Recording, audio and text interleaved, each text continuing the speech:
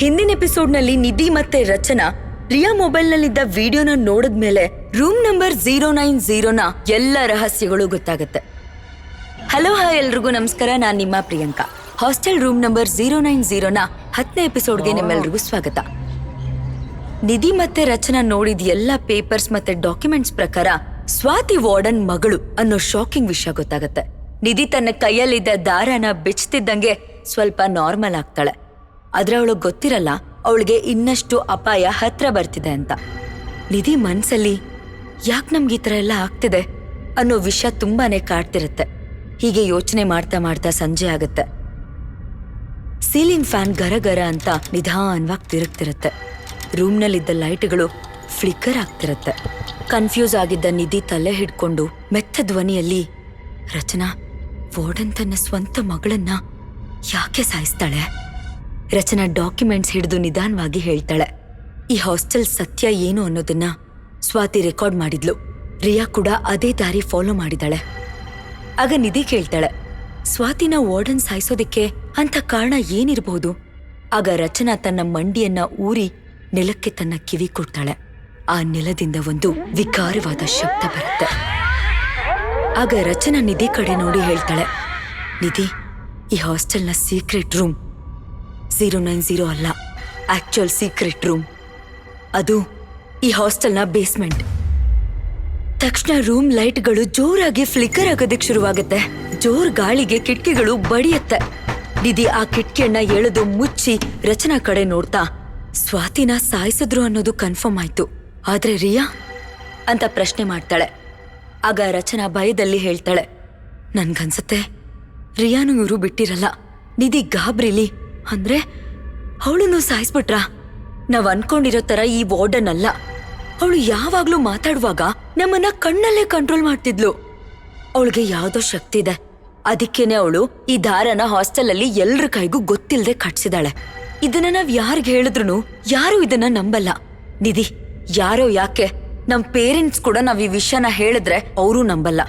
ಅದಕ್ಕೆ ನಮ್ಗೆ ಈ ಹಾಸ್ಟೆಲ್ ಅಲ್ಲಿರೋ ಎಲ್ಲಾ ಹುಡುಗಿರ್ ಸಪೋರ್ಟ್ ಬೇಕು. ಆಗ ನಿಧಿ, ಅದ್ ಹೇಗ್ ಸಾಧ್ಯ? ಆಗ ರಚನಾ ಮೆಲ್ಲಗ್ ಹೇಳ್ತಾಳೆ, ಸ್ವಾತಿನೇ ಬರ್ಬೇಕು. ರಚನಾ ಈ ತರ ಹೇಳಿದ ತಕ್ಷಣ ನಿಧಿಗೆ ಗಾಬರಿ ಆಗತ್ತೆ. ಏ ರಚನಾ, ಏನ್ ಹೇಳ್ತಿದ್ಯಾ?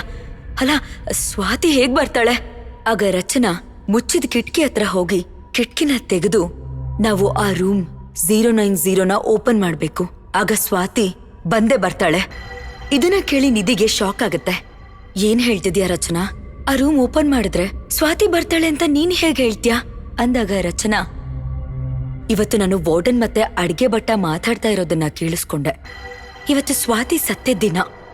ಅವಳ ಆತ್ಮ ಇವತ್ತು ಬಂದೇ ಬರುತ್ತೆ ಅಂತ ಅವರಿಬ್ರು ಮಾತಾಡ್ತಿದ್ರು. ಅವಳು ಬರ್ಬಾರ್ದು ಅಂತಾನೆ ಆ ರೂಮ್ನ ಅಡ್ಗೆ ಭಟ್ಟ ಕಾಯ್ತಾ ಇರ್ತಾನೆ. ನಾವ್ ಹೇಗಾದ್ರೂ ಮಾಡಿ ಅವನ್ ಕಣ್ ತಪ್ಸಿ ಆ ರೂಮ್ನ ಓಪನ್ ಮಾಡ್ಬೇಕು ಅಂತ ರಚನಾ ಹೇಳ್ದಾಗ ನಿಧಿಗೆ ಭಯ ಆಗತ್ತೆ. ಆಗ ನಿಧಿ ರಚನಾಗ್ ಹೇಳ್ತಾಳೆ, ಅಲ್ವೇ ರಚನಾ, ನೀನ್ ಈ ತರ ಆತ್ಮ ಗೀತ್ಮ ಅಂತ ಹೇಳ್ತಿದ್ರೆ ನನಗ್ ಭಯ ಆಗ್ತಿದೆ. ಆಗ ರಚನಾ, ನಿಧಿ, ನೀನೇನು ಭಯ ಪಡ್ಬೇಡ. ಸ್ವಾತಿಯಿಂದ ನಮ್ಗೇನು ತೊಂದರೆ ಆಗಲ್ಲ. ಅವಳಿಗೆ ಅನ್ಯಾಯ ಆಗಿದೆ. ಅವಳಿಗೆ ನ್ಯಾಯ ಸಿಗ್ಲೇಬೇಕು. ಅವಳಿಗೆ ನ್ಯಾಯ ಸಿಗ್ಬೇಕು ಅಂದ್ರೆ ಧೈರ್ಯವಾಗಿ ನಾವು ನಿಲ್ಬೇಕು, ಅವಳಿಗೆ ಸಪೋರ್ಟ್ ಮಾಡ್ಬೇಕು. ಆಗ ನಿಧಿ ಅಂತ ತಲೆ ಅಲ್ಲಾಡಿಸ್ತಾಳೆ. ಇವರಿಬ್ರು ಮಾತಾಡ್ತಿರ್ಬೇಕಾದ್ರೆ ಒಂದು ಲಾರಿ ಹಾಸ್ಟೆಲ್ ಗೇಟ್ ಒಳಗಡೆ ಬರುತ್ತೆ. ಆ ಶಬ್ದ ಕೇಳಿಸ್ಕೊಂಡ ತಕ್ಷಣ ನಿಧಿ ಕಿಟಕಿಯಿಂದ ಆ ಲಾರಿನ ನೋಡಿ ರಚನಾನ ಕರೀತಾಳೆ. ಅವರಿಬ್ರು ಬಂದು ಕಿಟಕಿಯಿಂದ ಆ ಲಾರಿನ ನೋಡ್ತಿರ್ತಾರೆ. ಅದರಿಂದ ಅಡಿಗೆ ಭಟ್ಟ ಇಳಿತಿರ್ತಾನೆ.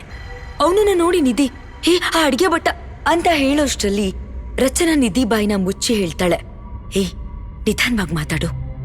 ಆ ಲಾರಿ ಒಳಗಡೆ ಹಾಸ್ಟೆಲ್ ರೇಷನ್ ಮತ್ತೆ ಒಂದಷ್ಟು ವಸ್ತುಗಳನ್ನ ಯಾರೋ ಇಬ್ರು ಮುಸ್ಕು ತೊಟ್ಟು ಹಾಸ್ಟೆಲ್ ಒಳಗೆ ತಗೊಂಡ್ ಬರ್ತಾರೆ. 2 ಚೀಲ ಇಳಿಸಿದ ತಕ್ಷಣ ಆ ಲಾರಿ ಹಾಸ್ಟೆಲ್ ಬೇಸ್ಮೆಂಟ್ ಬಾಗಿಲ್ ಬಳಿ ಹೋಗುತ್ತೆ. ಅದನ್ನ ನೋಡಿ ನಿಧಿ ಕೇಳ್ತಾಳೆ, ಹೇ ಆ ಲಾರಿ ಬೇಸ್ಮೆಂಟ್ ಕಡೆ ಯಾಕೆ ಹೋಗ್ತಾ ಇದೆ? ಆಗ ರಚನಾ ಯೋಚನೆ ಮಾಡ್ತಾ ಹೇಳ್ತಾಳೆ, ವಾರ್ಡನ್ ಮತ್ತೆ ಅಡ್ಗೆ ಭಟ್ಟ ಮಾತಾಡುವಾಗ ವಾರ್ಡನ್ ಏನೋ ಹೇಳ್ತಿದ್ಲು, ಇವತ್ತು ಯಾರೋ ಬರ್ತಿದ್ದಾರೆ, ಯಾರನ್ನೋ ಕರ್ಕೊಂಡು ಹೋಗ್ತಾರೆ ಅಂತ. ಆಗ ನಿಧಿ, ಯಾರು ಯಾರನ್ನ ಕರ್ಕೊಂಡು ಹೋಗ್ತಾರೆ ಅಂತ ಕೇಳ್ತಾಳೆ. ಆಗ ರಚನಾ, ಅವ್ರು ಯಾರ ಬಗ್ಗೆ ಮಾತಾಡ್ತಿದ್ರು ಅನ್ನೋದು ನನಗೂ ಗೊತ್ತಿಲ್ಲ. ಆಗ ನಿಧಿ ಹೇಳ್ತಾಳೆ, ಇಲ್ಲಿ ಇವ್ರೇನೋ ಮಾಡ್ತಾ ಇದ್ದಾರೆ. ರಚನಾ ಆ ಲಾರಿಯನ್ನೇ ನೋಡ್ತಾ ಮೆತ್ತ ಧ್ವನಿಯಲ್ಲಿ, ಆ ಬೇಸ್ಮೆಂಟ್ ಅಲ್ಲಿ ಏನೋ ಸೀಕ್ರೆಟ್ ಇದೆ. ಆಗ ನಿಧಿ, ಏನು ಅಂತ ಕೇಳ್ತಾಳೆ. ಆಗ ರಚನಾ ಸ್ವಲ್ಪ ಜೋರಾಗಿ ಹೇಳ್ತಾಳೆ, ಆ ಬೇಸ್ಮೆಂಟ್ ಅಲ್ಲೇನೋ ಸೀಕ್ರೆಟ್ ಇದೆ. ಇದನ್ನ ಕೇಳಿದ ನಿಧಿಗೆ ರಚನಾನ ನೋಡೋದಿಕ್ಕೆ ಭಯ ಆಗುತ್ತೆ. ಹಾಗಾದ್ರೆ ಆ ಬೇಸ್ಮೆಂಟ್ ಸೀಕ್ರೆಟ್ ಏನಿರಬಹುದು? ರೇಷನ್ ಇಳ್ಸಕ್ ಬಂದ ಆ ಲಾರಿ ಬೇಸ್ಮೆಂಟ್ ಕಡೆ ಯಾಕೆ ಹೋಯ್ತು? ಸ್ವಾತಿ ಆತ್ಮ ಆ ರೂಮ್ ನಂಬರ್ 090 ಇಂದ ಹೊರಗ್ ಬರುತ್ತಾ? ಈ ಎಲ್ಲ ಪ್ರಶ್ನೆಗಳು ಉತ್ತರನ ಮುಂದಿನ ಎಪಿಸೋಡ್ನಲ್ಲಿ ತಿಳ್ಕೊಳ್ಳೋಣ. ಅಲ್ಲಿವರೆಗೂ ನೋಡ್ತಾ ಇರಿ ಸಿನಿವಾಲಿ ಸ್ಟೋರೀಸ್. ಈ ಕತೆ ನಿಮ್ಗಿಷ್ಟ ಆಗಿದ್ರೆ ಲೈಕ್ ಮಾಡಿ, ಶೇರ್ ಮಾಡಿ, ಕಮೆಂಟ್ ಮಾಡಿ, ಹಾಗೆ ಸಬ್ಸ್ಕ್ರೈಬ್ ಮಾಡೋದನ್ನ ಮರಿಬೇಡಿ. ಮತ್ತೆ ಸಿಗೋಣ. ನಮಸ್ತೆ.